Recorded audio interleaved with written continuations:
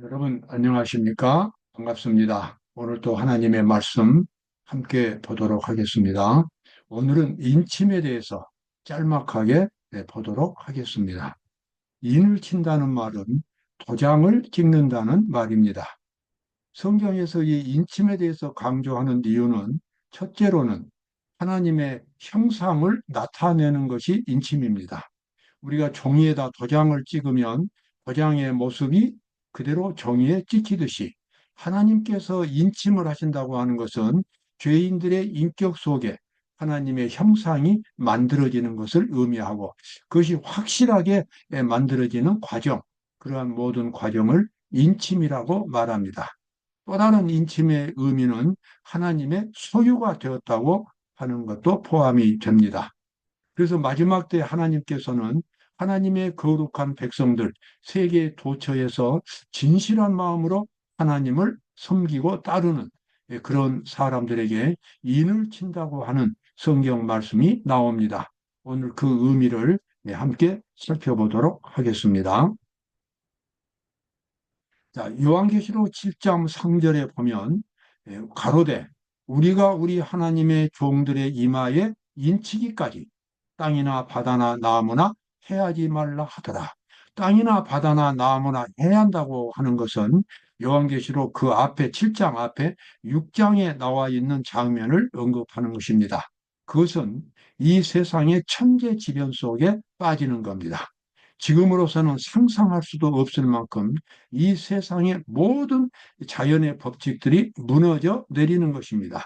지금은 이 쓰나미나 또는 지진이나 또는 토네이도나 이와 같은 것만 있어도 우리가 크게 고통을 느끼는데 앞으로 이제 세상 끝이 가까울수록 예수님의 재림이 가까울수록 이 세상에 일어나는 재앙들과 지금 재앙들은 비교가 되지 않는다는 것입니다.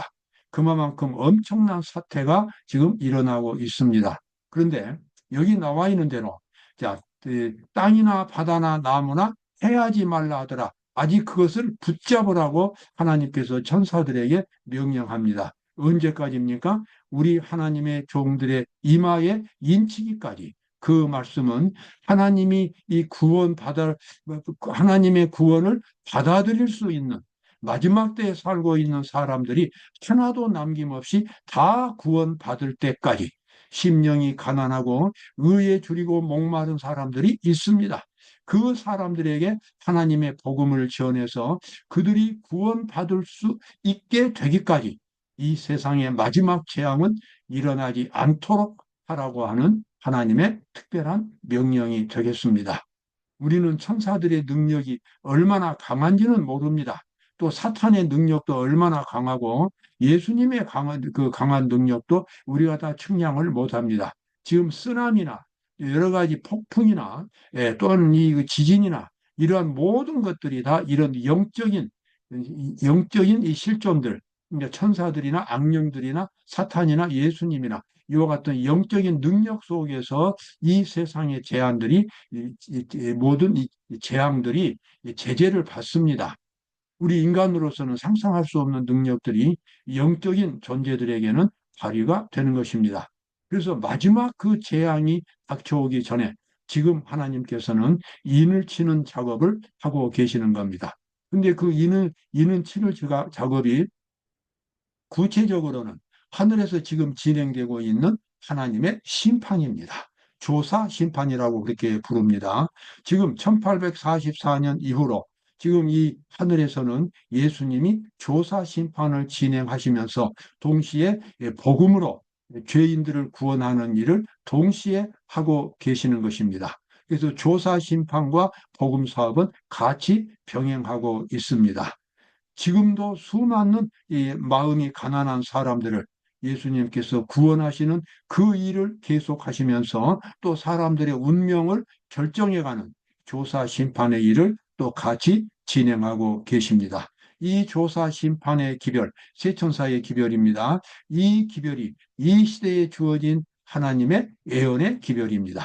하나님의 백성들은 마땅히 이 시대에 주어진 심판의 기별을 사람들에게 전해야 합니다.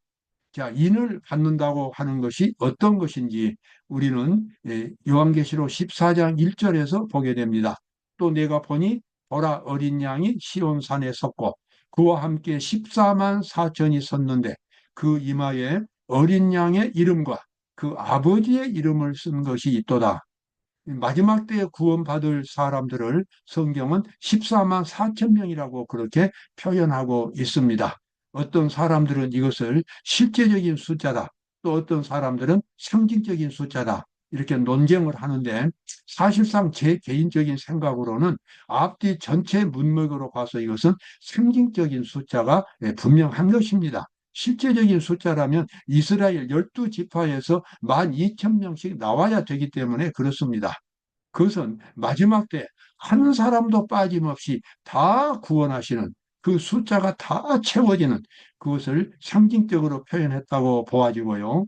그래서 14만 4천 명, 마지막 때 구원받은 이 14만 4천 명의 그 이마에 하나님 아버지의 이름과 어린 양의 이름이 기록되어 있습니다.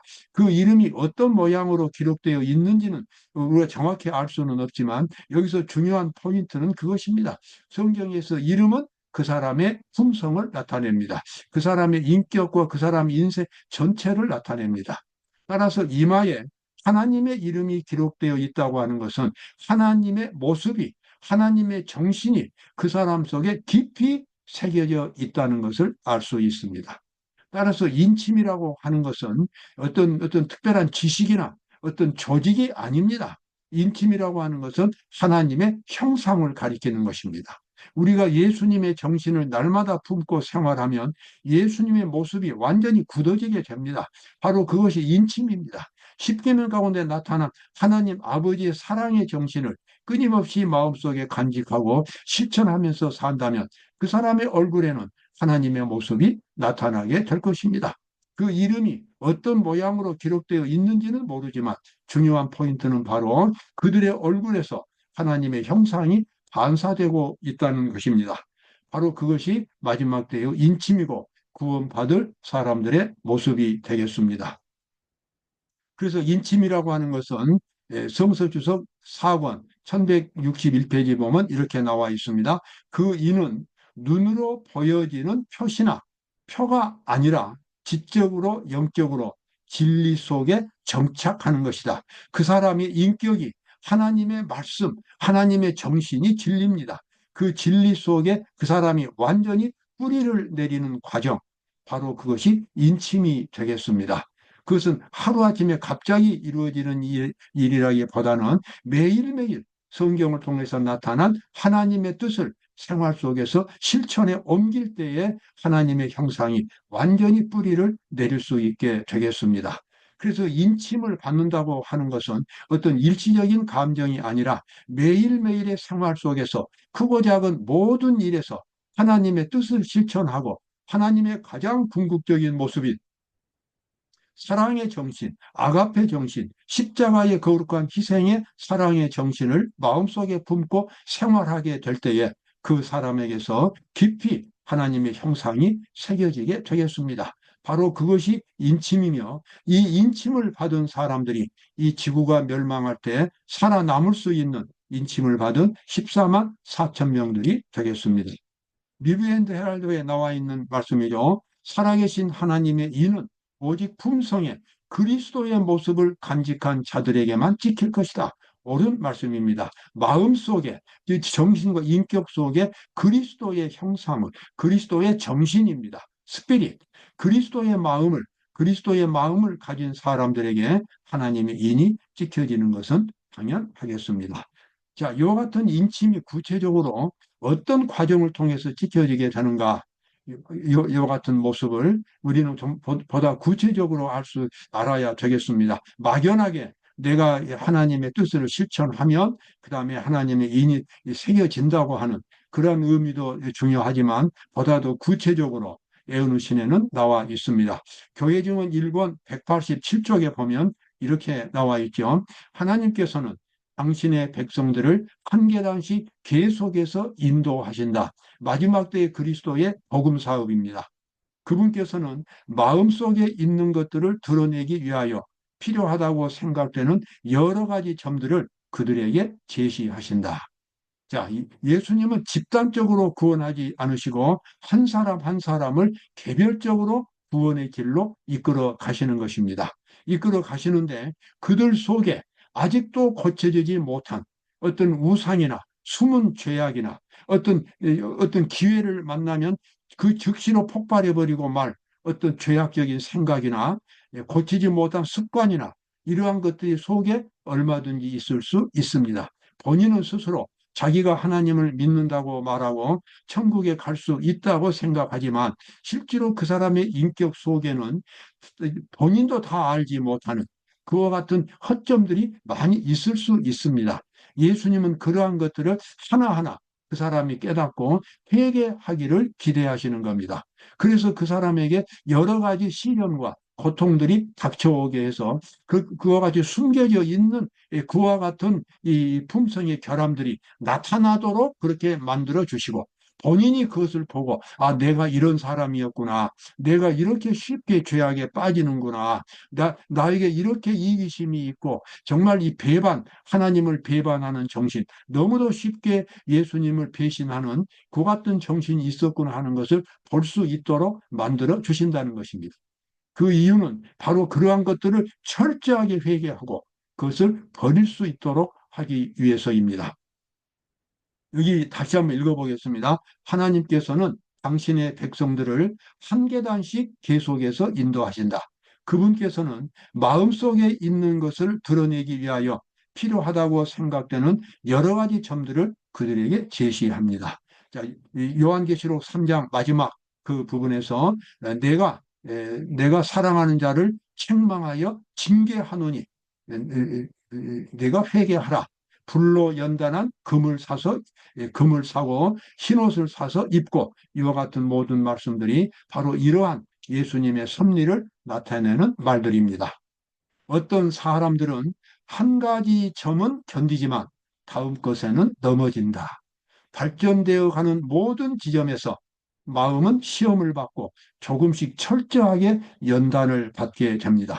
여러분 예상하지 못했던 어떤 시련이나 역경이 올 때는 예수님이 그렇게 하시는 겁니다. 왜냐 그러면 그 사람이 본인 스스로 자기에게 어떤 결점이 있는가를 볼 수 있도록 하기 위해서 여러 가지 시련, 역경들을 그 사람에게 허용하시는 겁니다. 그래서 그 사람은 그런 역경 속에서도 평화로울 때는 예수님을 잘 믿었는데 역경을 만나니까 도리어 예수님을 배신할 수는 없는지 어떤 환경이 되니까 너무나 쉽게 예수님을 배신하고 세상 쪽으로 빠지든지 이와 같은 결점들이 있다는 것을 보여주기 위해서 예수님은 여러 가지 섭리의 손길을 베풀어 주시는 겁니다. 만일 하나님의 백성이라고 공언하는 자들이 이 엄격한 과업을 반대하는 마음이 이 엄격한 과업은 예수님이 시련과 역경을 통해서 그 사람을 끊임없이 단련시켜가는 과정입니다. 과업을 반대하는 마음이 그들에게 있는 것을 발견한다면 그 사실은 극복해야 할 일이 있음을 그들에게 확신시켜 주는 것이다. 아, 나에게 그와 같은 결점들이 있었구나. 내가 이렇게 예수님을 쉽게 배신하고 철면피하게 내가 그리스도인이라고 했구나 하는 것들을 그때 느끼게 됩니다. 평소에 하나님을 그렇게 잘 믿는다고 생각했지만 어려운 일이 닥치니까 나중에는 하나님을 원망할 수도 있다는 것입니다. 그리고 하나님이 필요 없다고 화를 낼 수도 있는 것입니다. 이러한 모든 것들은 사실 밖으로 나타나지 않아서 그렇지 그 사람 속에 품성의 결함으로 남아있고 천국에 가기를 원한다면 그러한 품성들은 반드시 고쳐져야 한다는 것을 우리가 알 수 있습니다. 그런데 그러한 결점들이 나왔을 때에 스스로 고치기를 거부하고 그리고 원망한다면 그것으로서 그 사람의 신앙생활이 계속 안 되는 것입니다. 만일 어떤 사람들이 이기심과 교만과 악한 정욕을 극복하지 않을 것 같으면 하나님의 천사들은 그들이 우상과 연합하였다는 것입니다. 홀로 있게 버려두라는 명령을 받게 된다. 자기가 고쳐야 할 하나님 앞에 떳떳하지 못한 어떤 결점들이 있는데 그것을 고치려고 하지 않고 계속해서 붙들고 그렇게 있다면 불신을 나타낸다면 결국 그 마음속에 있는 결점들이 하나의 우상이 되는 것입니다. 하나님보다도 그것을 더 붙들고 있기 때문에 우상 숭배에 빠지게 되고 결국은 그의 신앙생활이 전부가 다 허기로 돌아가게 되겠습니다. 자, 이 세상은 그래서 우리가 천국을 준비하는 하나의 작업장, 워크숍입니다. 이곳은 하나님 앞에 나타나기에 적합하게 되도록 만드는 장소이다. 여기 이 세상에서 이 마지막 시대에 사람들은 어떤 능력이 그들의 행동을 지배하고 있는지 보여줄 것이다. 예. 예수님께서는 우리 각자가 자기 스스로는 사실은 훌륭한 믿음을 가진 오랫동안 신앙을 지켜온 사람이라고 생각하지만 자기 본색이, 자기의 이 본질이, 원래 근본적인 모습이 어떤 사람인가에 대해서는 잘 모를 수 있다는 것입니다. 그래서 예수님은 자기 자신이 어떤 사람인가를 우리 각 사람이 알 수 있도록 마지막 때에 그렇게 구원을 이끌어 가십니다. 그런 과정에서 하나님의 군대인 천사들과 사탄의 군대인 악령들 사이에 우리 앞에서 치열한 전쟁이 벌어집니다. 대쟁투가 벌어지고 서로 마음을 지배하기 위하여 맹렬하게 투쟁합니다. 지금 이 세상에는 그와 같은 영적인 전쟁이 계속 진행되고 있습니다. 자, 여기 이제 선지자 왕 591쪽에 여기 또 중요한 말씀이 나와 있습니다. 사탄이 비난을 퍼붓고 있는 동안 여기서 사탄이 하나님을 향하여 비난하는 것은 이 죄를 짓는 죄인들이 천국에 가서 영원히 살 수 있다는 것에 대해서 사탄은 하나님을 비난하고 하나님의 공의를 비난하는 것입니다. 자기는 하늘에서 죄를 지었다고 해서 추방당했는데 죄를 짓는 죄인들은 천국으로 받아들인다고 하는 것입니다. 이것이 하나님의 공의입니까? 라고 사탄이 공격을 하죠. 바로 그 공격은 하나님 혼자한테만 하는 것이 아니라 천사들 앞에서 우주 거민들 앞에서 하는 그와 같은 공격이기 때문에 하나님은 그에 대해서 적절한 대답을 주어야만 합니다. 구원받을 사람은 충분한 근거가 있어서 구원되어야 하고 구원받지 못할 사람은 하나님이 아무리 그 사람을 아껴도 구원받을 수 없게 되는 것입니다. 그것이 하나님의 공의입니다. 그리고 하나님은 그 사람의 믿음에 의해서 그가 진실로 하나님을 믿고 순종하겠다고 하는 확고한 믿음을 가지고 생활했으면 그 믿음에 근거해서 그 사람을 온전하다고 인정해 주시는 것입니다. 그것이 바로 하나님의 조사 심판의 내용이 되겠습니다. 여기 마지막 하나 더 읽겠습니다. 사탄이 비난을 퍼붓고 있는 동안 눈에 보이지 않는 거룩한 천사들은 여기저기를 왕래하면서 충성스러운 사람들에게 살아계신 하나님의 인을 치고 있었다. 이제 마지막 대재앙이 나리기 전에 하나님의 구원받은 사람들을 마지막으로 확정하는 작업이 최후의 인침이 되겠습니다. 평소에 끊임없이 하나님의 인을 받으면서 하나님의 형상으로 변해갔던 사람들이 이 마지막 인침의 단계에 와서는 하나님이 그들에게 아주 강한 믿음을 주셔서 더 이상 타락하지 않는, 더 이상 죄를 짓지 않는 그러한 믿음으로 이제 감동을 주셔서 마지막 환란에 들어가고 그래서 죄 짓지 않는 그런 삶을 통해서 하나님께 영광을 돌리고 예수님의 재림을 맞이할 수 있게 되겠습니다. 여러분 오늘도 복된 하루가 되시기를 바랍니다. 감사합니다.